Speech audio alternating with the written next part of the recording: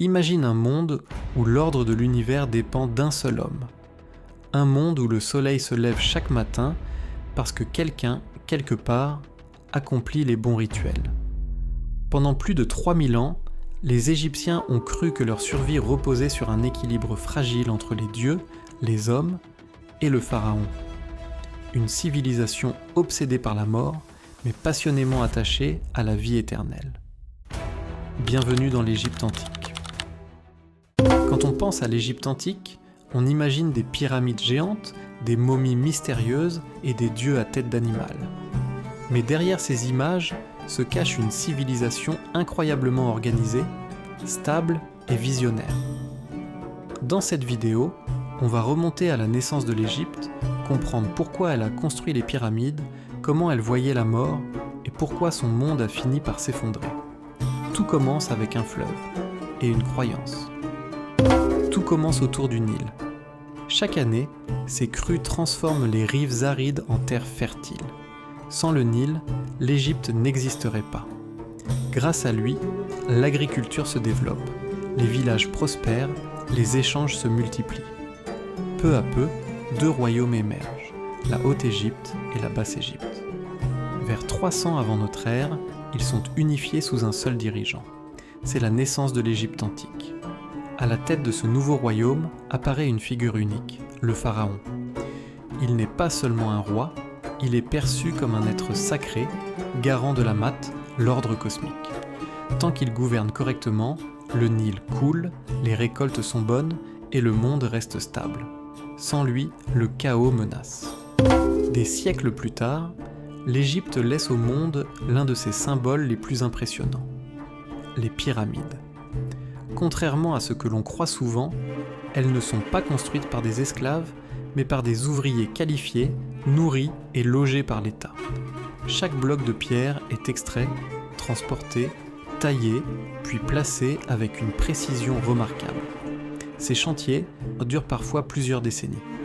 Mais pourquoi tant d'efforts pour une seule tombe ? Parce que la pyramide n'est pas seulement un monument funéraire. C'est un passage, un lien entre la terre et le ciel. À la mort du pharaon, son âme doit rejoindre les dieux. La pyramide lui permet de renaître dans l'au-delà, afin de continuer à protéger l'Égypte, même après sa mort. La religion est omniprésente dans la vie des Égyptiens. Chaque geste, chaque événement, chaque saison est lié aux dieux. Ra fait naître le soleil chaque matin. Osiris règne sur le royaume des morts, Isis protège par sa magie. Anubis accompagne les âmes après la mort. Le pharaon occupe une place centrale dans ce panthéon. Il est vu comme le fils de Ra, l'intermédiaire entre les dieux et les hommes. Ses décisions ne sont pas seulement politiques, elles sont sacrées. Maintenir l'ordre du monde n'est pas un symbole, c'est une responsabilité divine. Pour les Égyptiens, la mort n'est pas une fin, c'est une transition. Mais pour accéder à la vie éternelle, une condition est essentielle. Le corps doit être préservé. La momification est un rituel long et précis. Les organes sont retirés, le corps est déshydraté, embaumé, puis enveloppé de bandelettes.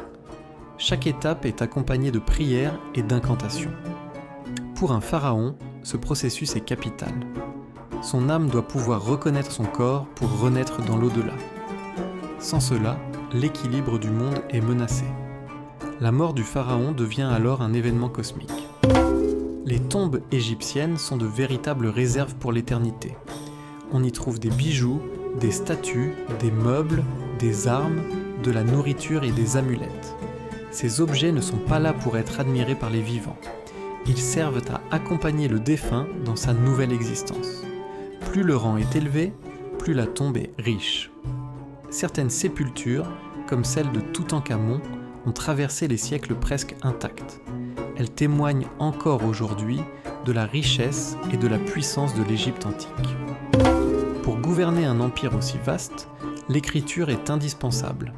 Les hiéroglyphes permettent de consigner les lois, les rituels, les récits et les exploits des pharaons.